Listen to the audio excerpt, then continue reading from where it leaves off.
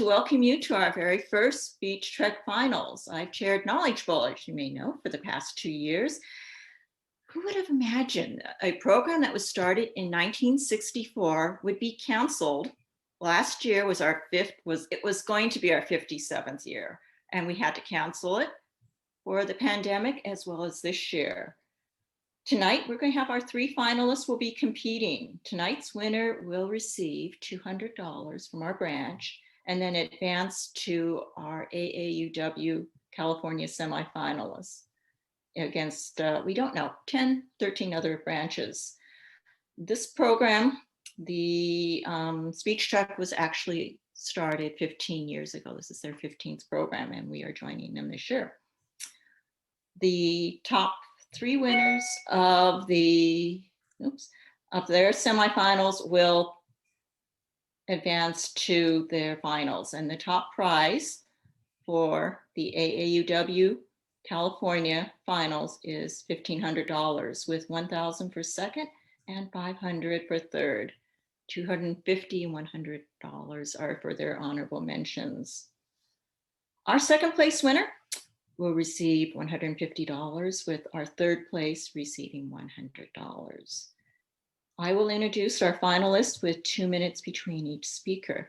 Joanne, did you want to say anything? If you unmute yourself, Mr. Welcome, my other co-person.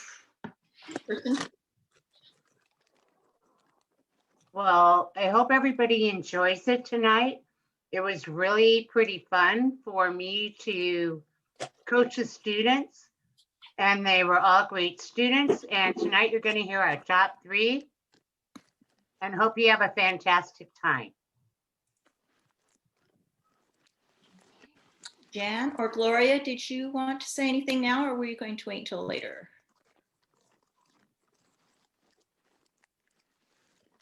Jan, were you going to say anything now or later after we finish? I think that we were going to say things later. Isn't that Okay. correct, Gloria? Sure. Okay. Well, with that, and no one else is in our waiting room, so, and I haven't heard back But from our group. Mary, Oh, I know sorry. that yeah, I was going to say, certainly our 3 speakers know how this goes, but for the benefit of our audience, I will be the timekeeper. So I will be keeping time, making sure I won't make sure, but our speakers will know that 4.5 minutes have passed when I hold this up to my camera. So, and then it's obviously color coded. So at 5.5 minutes, I will hold that card up, and at 6 minutes, this card. So just so that you all know how we will be keeping time. And yes, it's very low tech. Would be done that way in person anyway. And after everyone's done speaking, Mary will have some parting words, and I think that's it. Any questions? I don't know that there would be any questions from our contestants. Or anyone else? Okay, and we are still waiting for one person, but we're going to go ahead and start, I think. Okay. Now it is my pleasure to introduce our first contestant, who is Amanda Vega, who attends Oxnard Middle College High School. 95%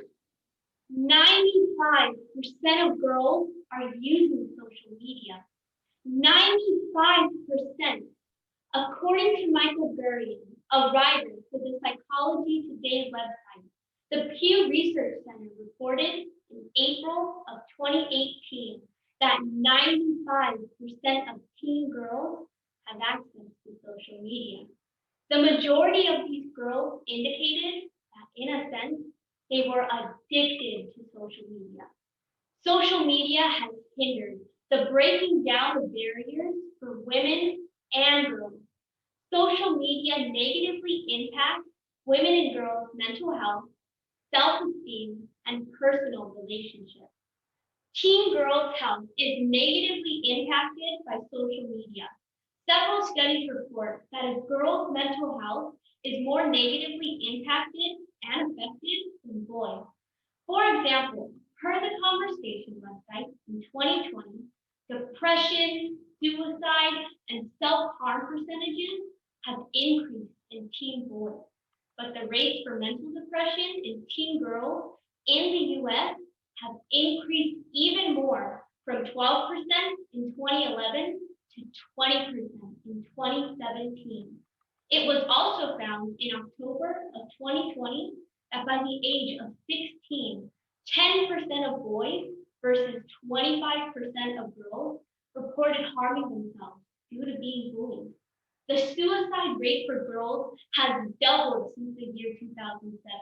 Within 10 years, this rate has doubled. In just 10 years, we can't afford to allow this to continue. Social media negatively impacts women and girls' self-esteem. Many of us have taken selfies before. Sometimes it could take numerous shots to take what we consider to be the perfect selfie. Child Mind Institute reports that in order to take a selfie, a poll in 2015 found that on average, women between the ages of 16 and 25 years old spend over 5 hours a week trying to perfect their selfie. Alexandra Hamlin, a psychologist at Child Mind Institute, is concerned about how girls compare themselves to images found online. Today, advanced technology allows us to use filters to achieve clear skin and apps to slim down our face and body. According to Psychology Today, in October of 2019, 68% of girls focused on beauty, fashion, and reality TV stars when following on social media. Women start to seek perfection according to what they see online and begin to lose their self-esteem as they strive to post the perfect Instagram-worthy pictures, such as the ones that many celebrities, models, and Instagram influencers post. Additionally, social media also has a negative impact on relationships. A 2020 study conducted at Harvard University found that when people are browsing through social media, the same part of their brain, known as receptors, that light up when drugs such as meth, cocaine, and even heroin are consumed, end up being the same receptors that light up when one is active on social media. Unfortunately, we see this problem in our everyday lives as well. Whether we're at the dinner table with family or out in a group with friends, we tend to forget how to interact person to person, and instead, we end up interacting with our phones, which causes us to miss all senses during conversations, such as nonverbal cues, hand gestures, and facial expressions. According to a 2020 report by Medium.com, women spend 2.08 hours a day on social media, while men spend 1.81 hours a day. Another study on the website Statista shows that from 2019, 45% of girls, compared to 39% of boys, reported feeling addicted to social media. Since this equates to more girls than boys, this is an alarmingly high percentage. With women and girls being more addicted and spending more online time, they are at risk of losing relationships. In order to stop the negative impact that social media has on women and girls, we need to learn to put down our phones. Putting down our phones will improve our mental health and help repair relationships. Though it might be very difficult to cut back our usage of social media, in time, we will notice the positive effects it has on our levels of life once we actually take the time to engage in other activities besides social media, such as sports, like volleyball, basketball, and soccer. Some people are so addicted to social media that they actually have to start attending counseling sessions at clinics such as Newport Institute, located in Santa Ana, California, where they are offered help in dealing with their issues. Social media has hindered the breaking down of barriers for women and girls. It negatively impacts their mental health, self-esteem, and personal relationships. Thank you. Looks like our judges are finished. So I'm going to go ahead and introduce our next speaker. This is Dylan Zulueta, who attends Rio Mesa High School. $1.2 million for a picture. Doesn't that sound great? That's how much Kylie Jenner earns per Instagram post, according to a July 2019 BBC Newsround article. And even social media influencers who don't have her massive following can still make up to $250,000 per post, according to a November 2018 Vox article. That's an incredible financial opportunity for women and girls because we're known to dominate this industry. However, although Kylie Jenner is the highest paid influencer on Instagram, overall, male social media influencers earn 7% more on average than female influencers, according to a January 2020 Forbes magazine article. It's incredibly disappointing that an industry that was started so recently with a consumer base that's majority women still pays men more than women for the same work. It's the 21st century, and we're still dealing with the pay gap. And social media perpetuates many other inequalities on top of the pay gap.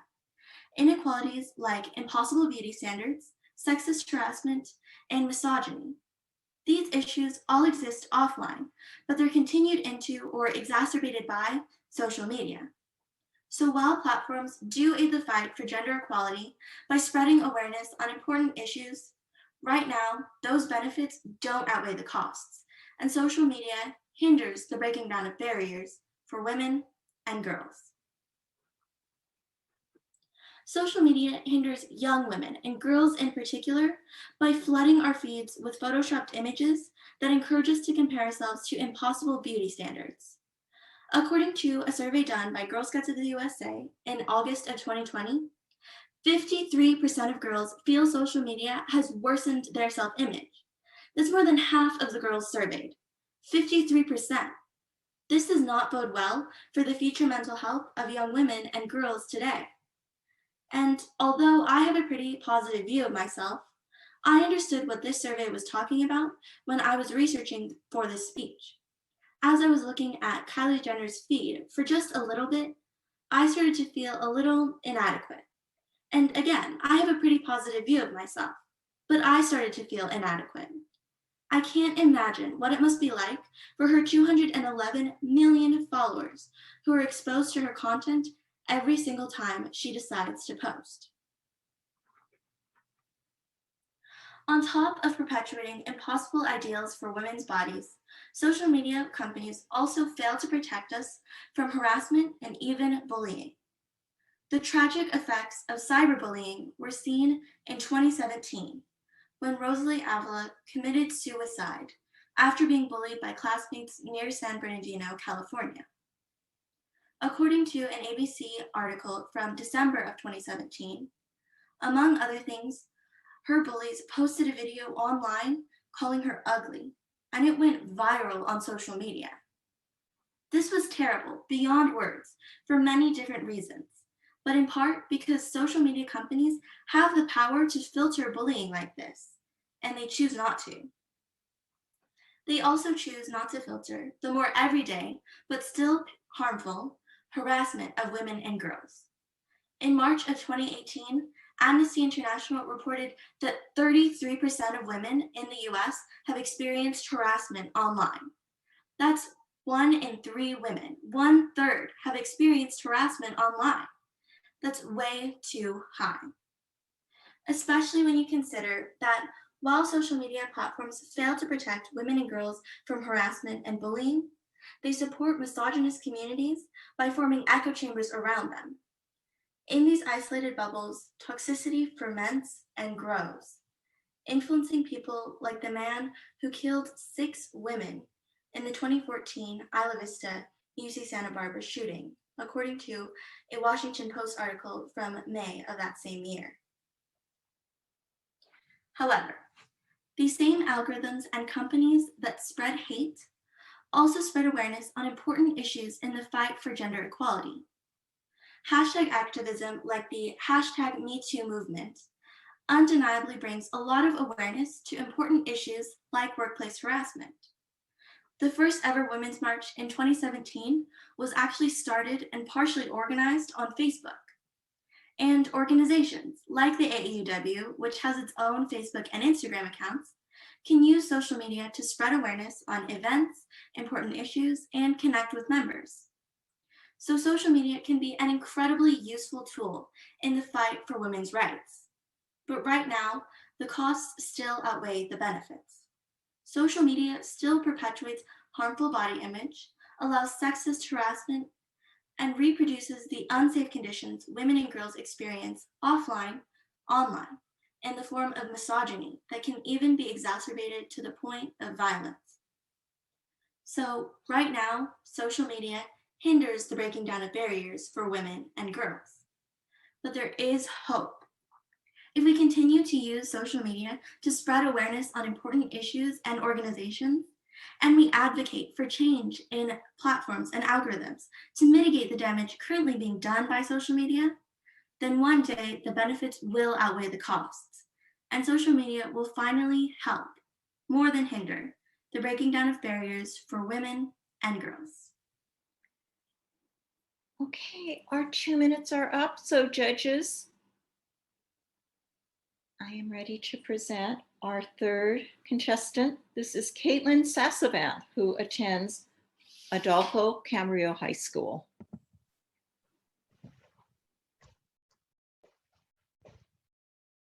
In the past decade, technology has greatly advanced to become more individualized and portable. According to the World Economic Forum in November 2020, more than 90% of Americans have access to some type of technology in their households. With technology comes social media, which allows people to share their stories and life experiences, creating a tightly knit digital community that includes everyone from around the world. Although the internet has become essential to our lives, people still question social media and whether it's benefiting humans or causing more harm than good. Social media has helped the breaking down of barriers for women and girls. Barriers such as having the perfect body, sexism in the workplace, and sex trafficking have all been collapsing due to the power of social media. Firstly, social media has created a platform of body positivity that has helped break down the standard body image that's been placed upon women. Since the beginning of time, there's been a set standard for women. Each country has their own standards. For example, in America, women who are tan, skinny, and have an hourglass figure are considered the perfect woman.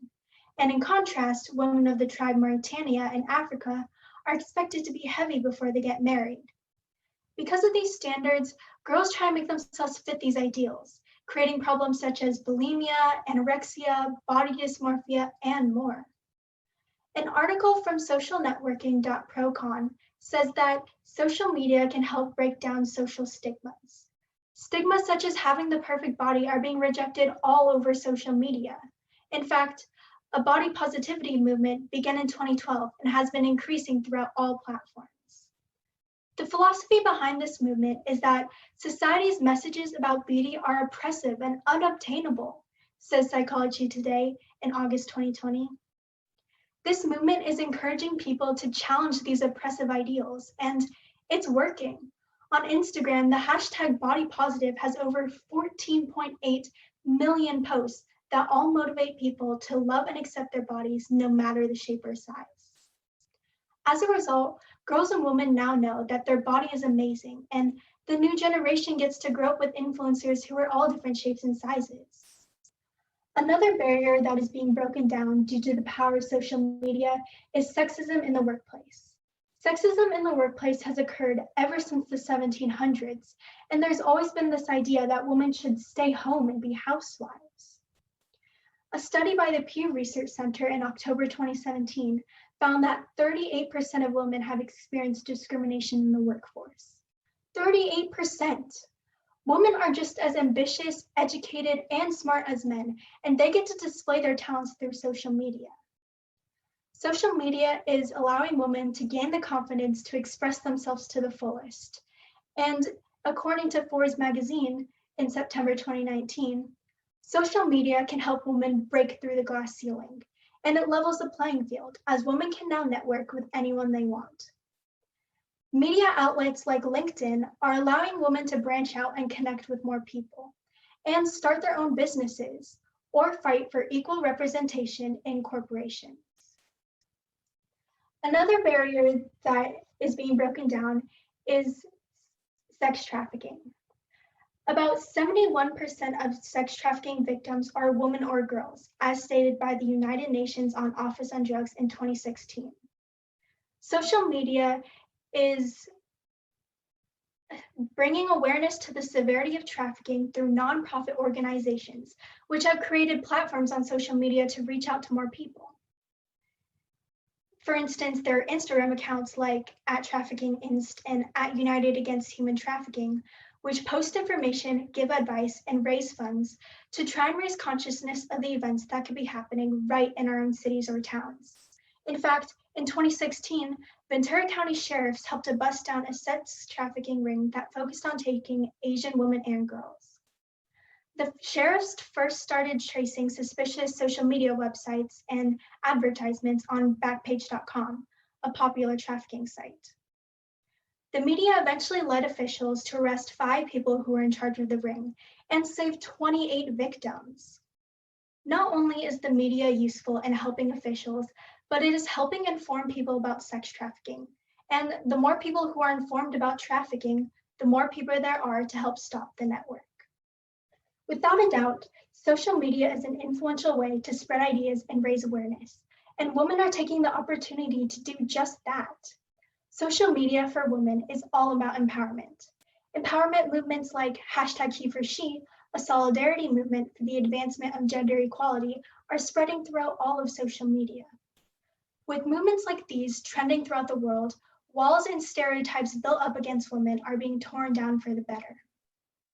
As I have just demonstrated, social media has helped the breaking down of barriers for women and girls.